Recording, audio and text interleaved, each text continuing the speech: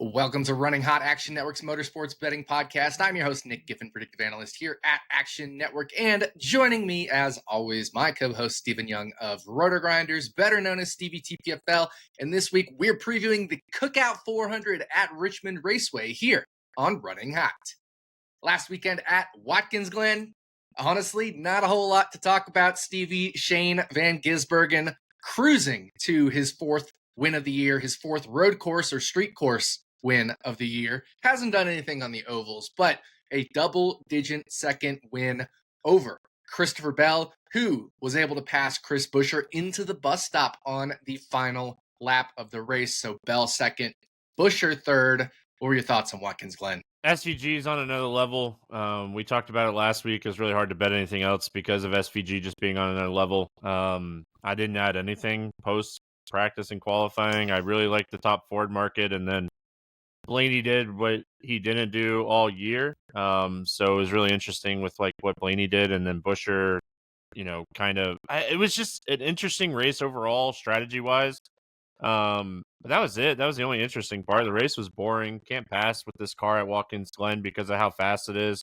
There's not a lot of like technical spots at Watkins Glen where you're slowing down using a lot of brake, and it's just, I don't know. Yeah, the racing was pretty tough, I would say, as far as, passing and entertainment value. I think it was a little bit difficult just from those perspectives. But like you said, we did see some interesting strategy.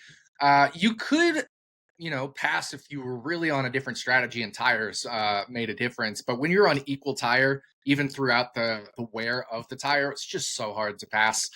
We saw even in stage one, SVG didn't get past Ryan Blaney. Don't know if he was toying with him or what. People say he's toying with him. I don't know. I mean, I'd rather have the track position and be in first place than be toying with the guy. But I just think it was, once you're on equal tires with somebody, it was incredibly difficult to pass. You could, but it took a while to set up the pass, to get it, made. And really the only difference was tires. We could see guys on older tires struggle against guys on newer tires. But SVG gets his fourth win of the year. That gives him 5 more playoff points for the win.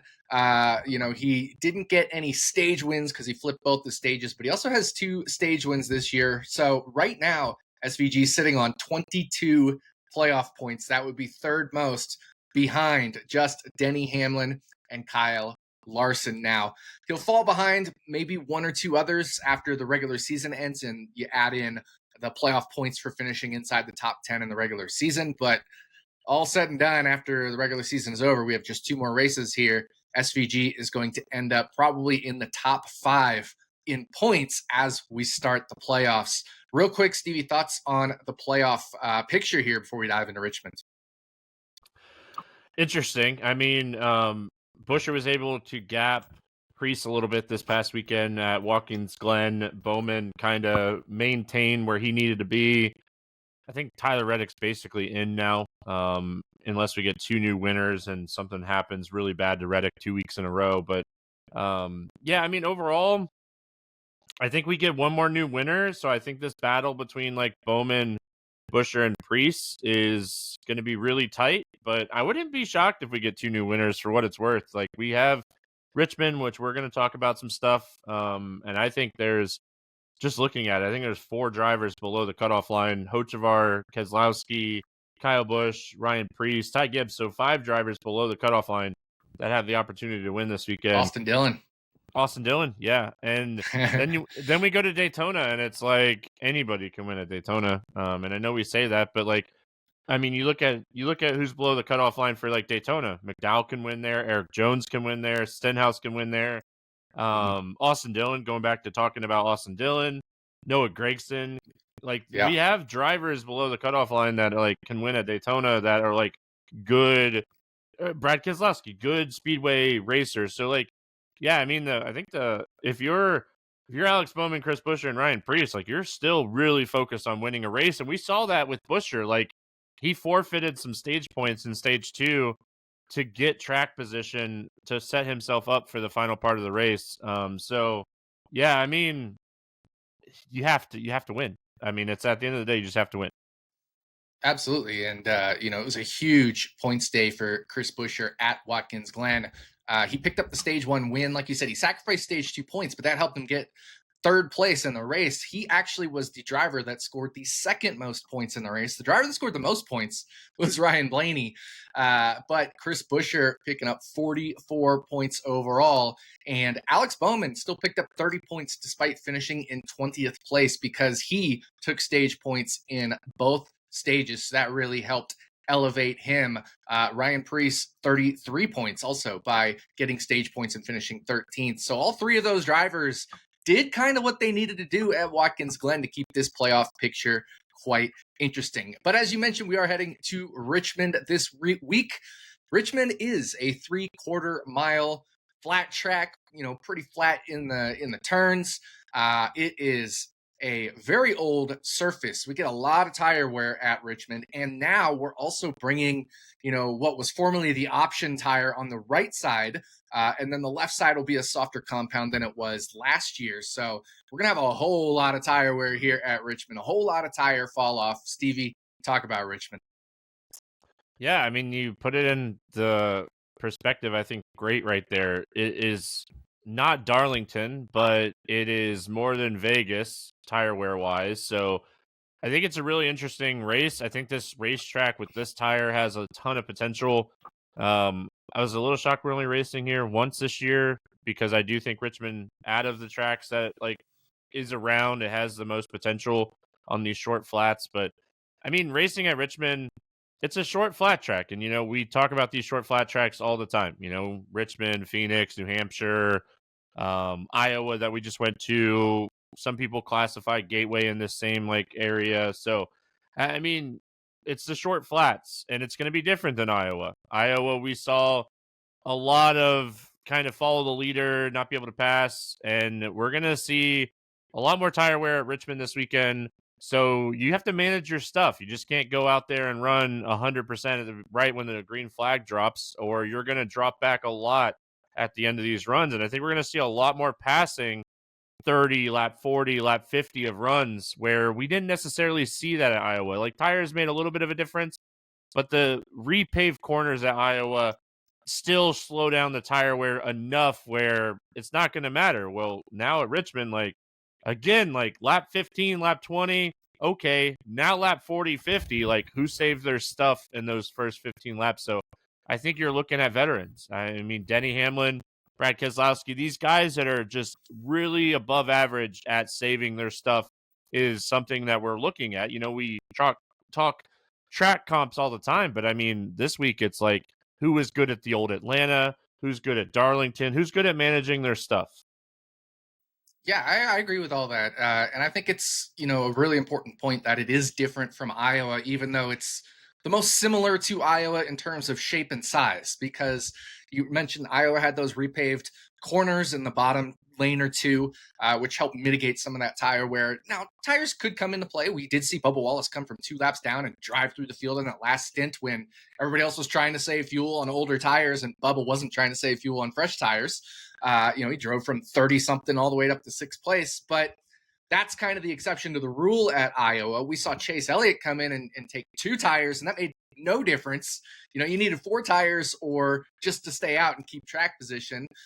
So that call by Alan Gustafson to take two tires there at the end for Chase Elliott at Iowa was kind of a bit of a backfire. But at Richmond, every time there's a yellow flag, basically, as long as it's not like a 1-lap green flag run, you're coming in and getting tires. As long as you still have tire sets to use, you're coming in and getting 4 tires because that's how much it is going to matter at Richmond. And you mentioned 20, 30, 50 laps into a run.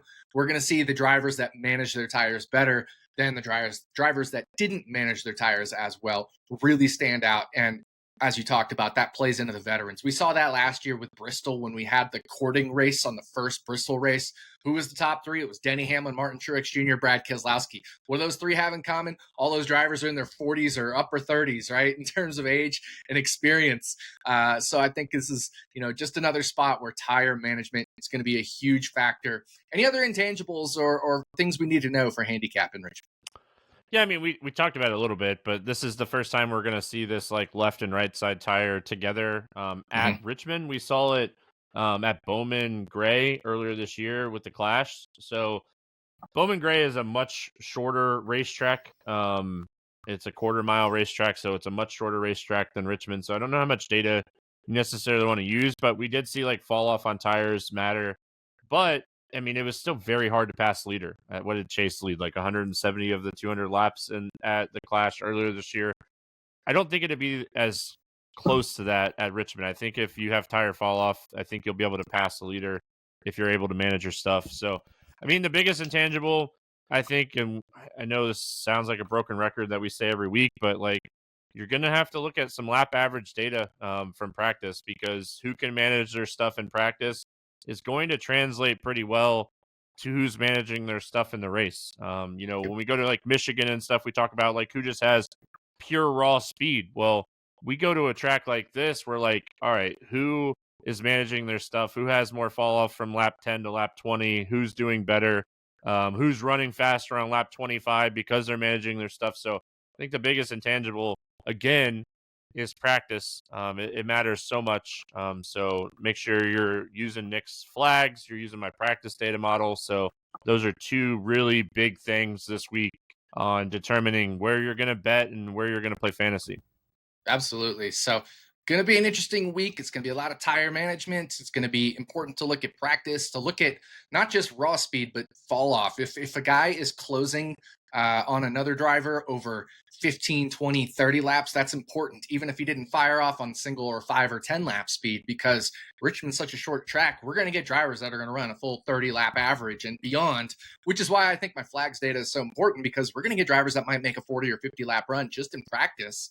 And that data is not going to be captured in the 40 or in the 30 lap average. So, I think that's why flags is important. And also, one thing that I've noticed where I think flags is really important. Let's say, Christopher Bell makes a 30 lap run, but on lap 15, he has to slow down by 2 seconds for something that happens. That impacts his 30 lap run. There's no other 30 lap segment that he can do that with. But in flags, that's accounted for as just, oh, well, that's just a blip. We don't really count that. So it'll boost Christopher Bell back up, whereas he might be punished in the 30 lap average. So I think that's another reason why, your practice model or my flags are a little bit better than just looking at raw lap averages. But it is time to dive into those bets for Richmond. As always, we're going to drive through the race stage by stage. We'll give our shorter odds pick in stage 1, followed by a longer odds bet in stage 2. Then we'll drive through stage 3 and end up in victory lane with our combined favorite bet. So it's time to throw the green flag on the Cookout 400 and fire off for stage 1. All right, stage 1 here, Stevie. We have a couple of top 10 bets on a couple of Toyotas. What's yours?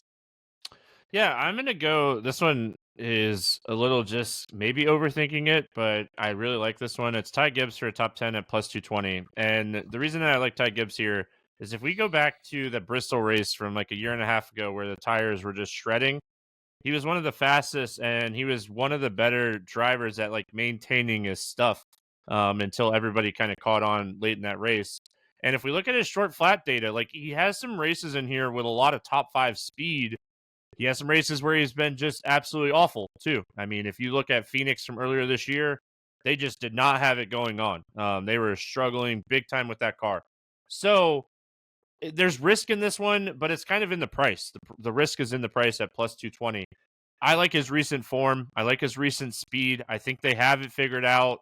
They're really focused on him, and he's another one of these drivers that can win this weekend. So I don't want to necessarily bet like his outright because I like 2 other outrights a lot more than I like his this week, but I do think he has a lot of top 10 potential.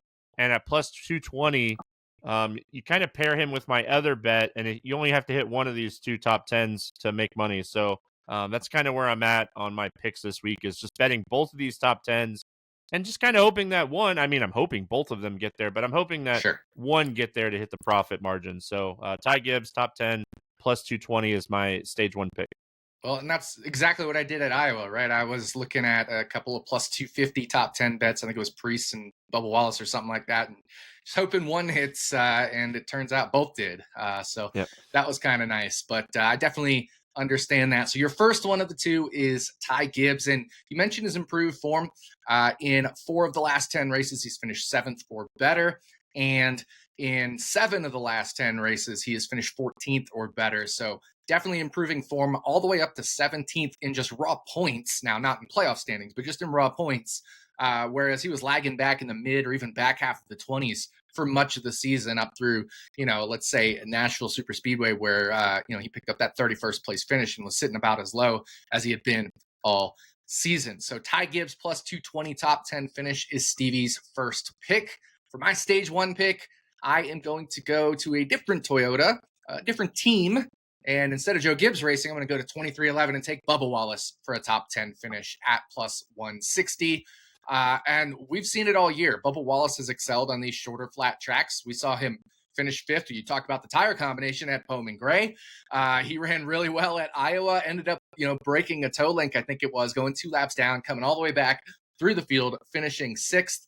He's had some strong runs at Phoenix, for example.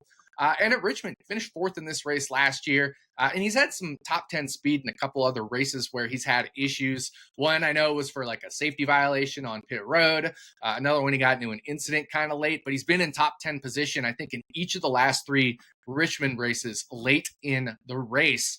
So more bad luck for Bubba Wallace in terms of finishing position, but his speed has been as a top 10 driver. If you look at his last 3 Richmond races, all above a 100 driver rating. That is excellent form. 100 is like you're an elite level driver for a driver rating in that race. And Bubba Wallace has absolutely eclipsed that 100 driver rating mark in each of the last 3 Richmond races. So despite the fact that he's only finished in the top 10 in one of those 3, he has been a top 10 on speed, if not a top 4 or 5 on speed in all 3 of those. Average running position of 5, 6, and 8, which puts him inside the top 7 of all drivers in those 3 races. So Bubba Wallace plus 160, top 10 finish is my stage 1 pick. What do you think? Yeah, I instantly bet this as well. As soon as I saw the line open up for this, I'm just a huge fan of Bubba on short flats. We talk about it all the time. You and I talk about it all the time too. And it's not shocking that he won at Indy. Like, he's good on flat tracks. I know, like, Indy is not anywhere close to these short flats, but it is a flatter racetrack. And he just, throughout his career in any kind of equipment that we've seen him race in, he's done really well on flat tracks. So, I mean, you look at this and you're like, oh, come on, Stevie and Doc. He only has 1 top 10 in 6 races here with the next-gen car. But Nick just kind of laid it out for you. He's been one of the fastest car in 3 straight races here. And if we go back and we look back at 2022 and 2023, he was in the top 15 in speed. So just overlook that average finish and where he's finished and just take advantage of books looking at that is what I think you do with Bubba. And that's what Nick and I are doing this week, betting this top 10 with Bubba Wallace. Yeah, absolutely. So Bubba Wallace top 10 finish plus 160 is my stage 2 pick.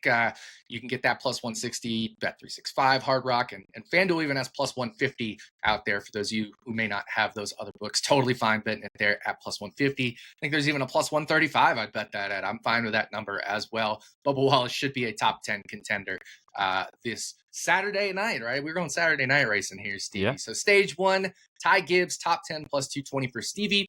Bubba Wallace top 10 plus 160 for me.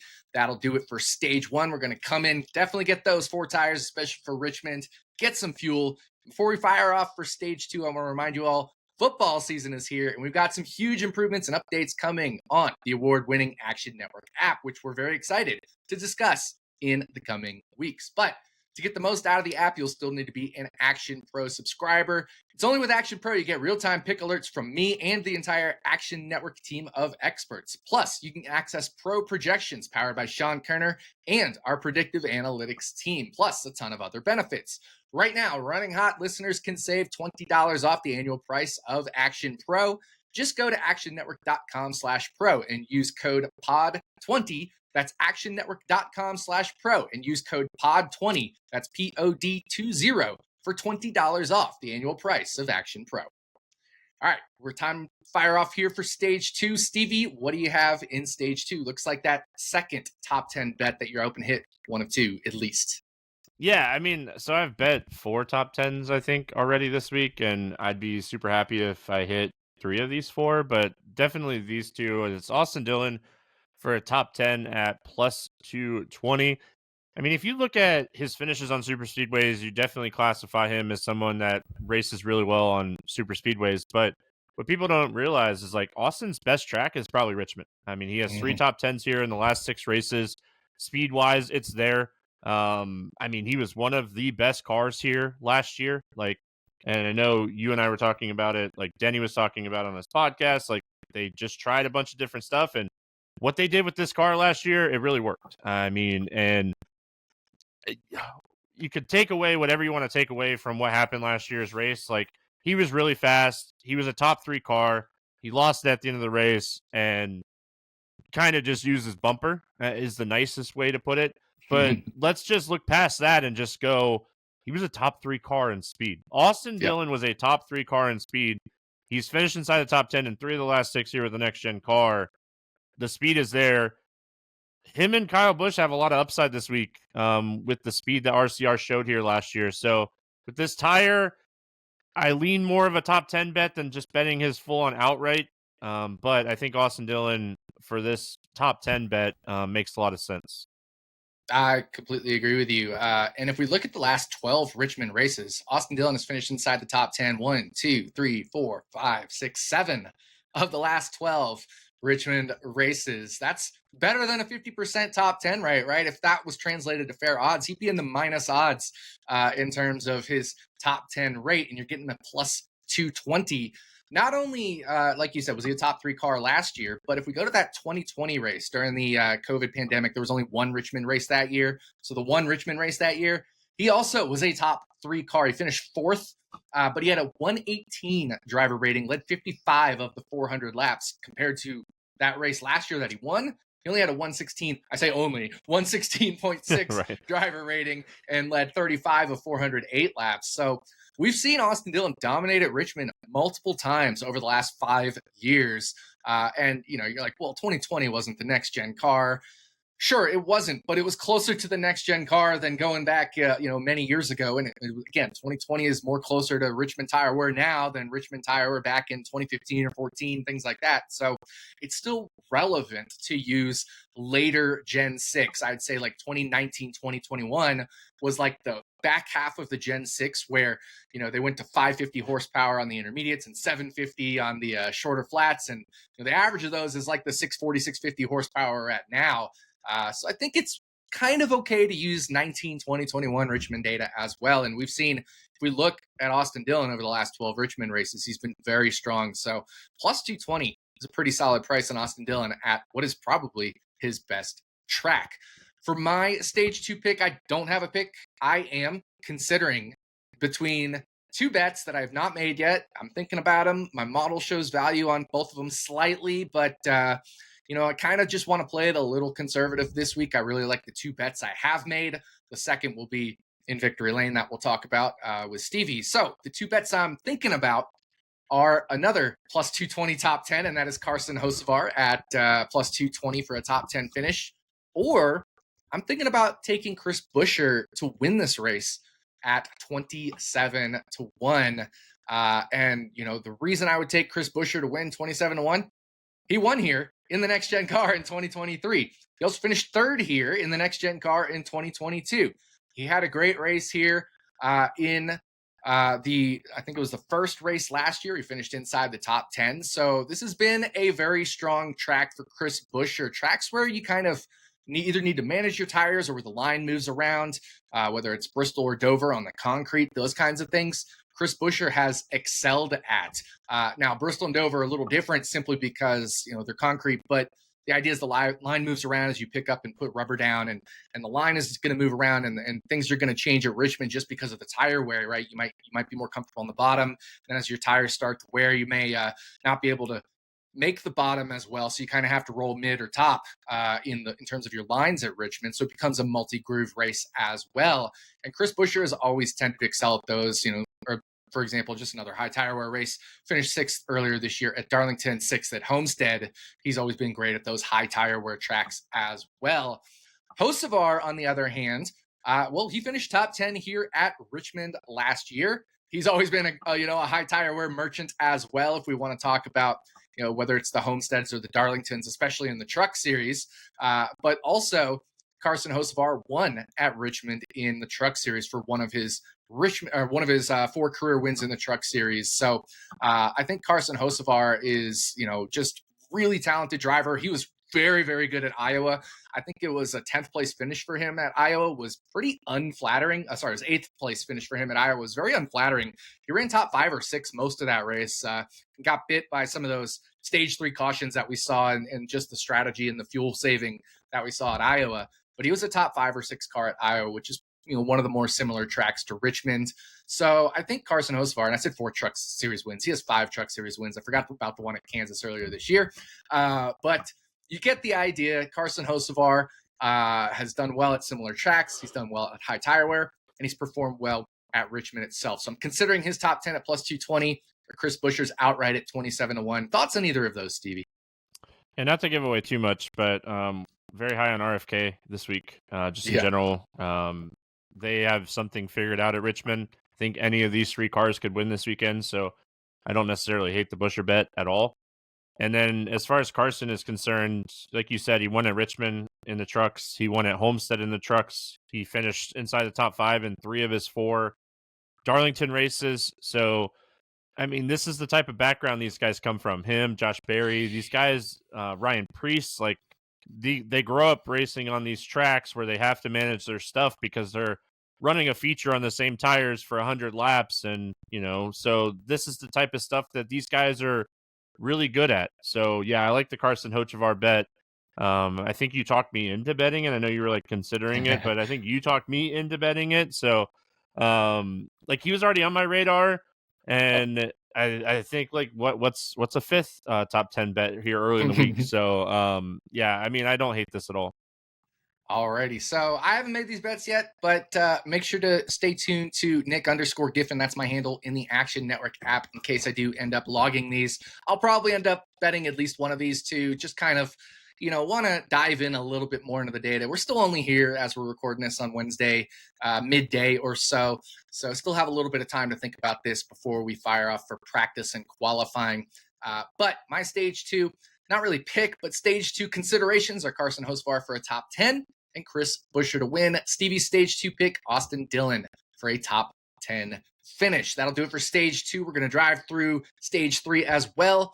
Take the checkered flag and drive into victory lane, hopefully celebrating another victory lane win. What do we have here for victory lane, Stevie? We're both on this one. We love this bet.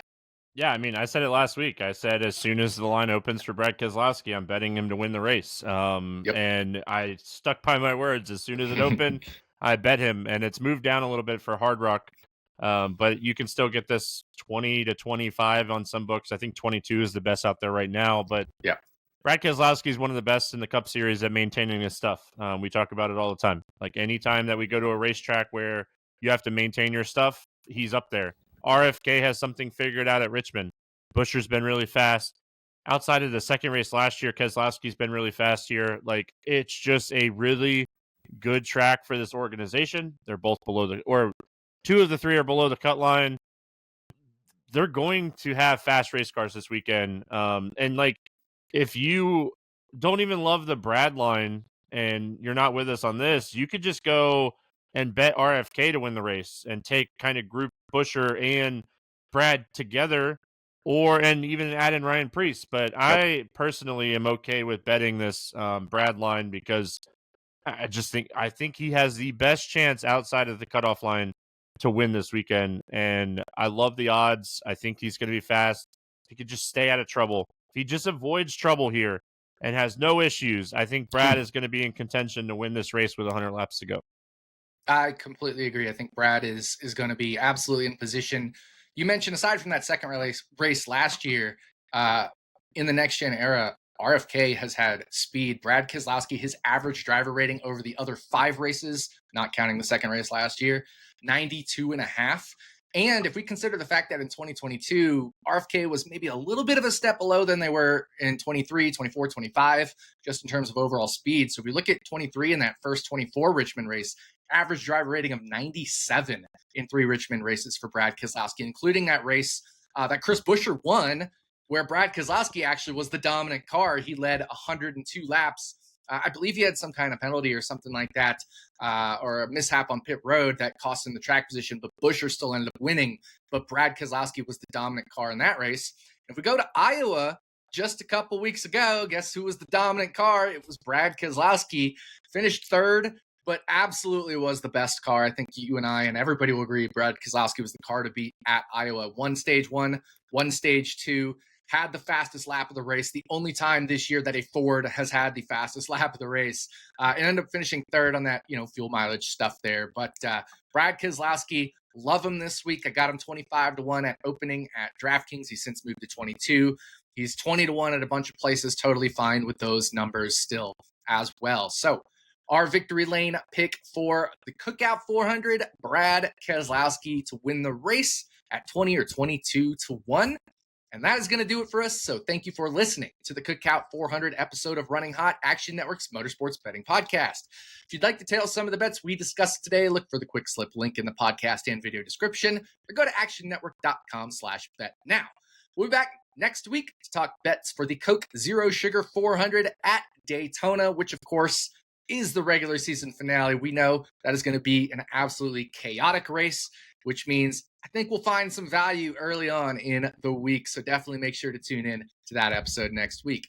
On behalf of my co-host, Stephen Young, thanks again for listening, and we'll see you back here next week on Running Hot from Action Network.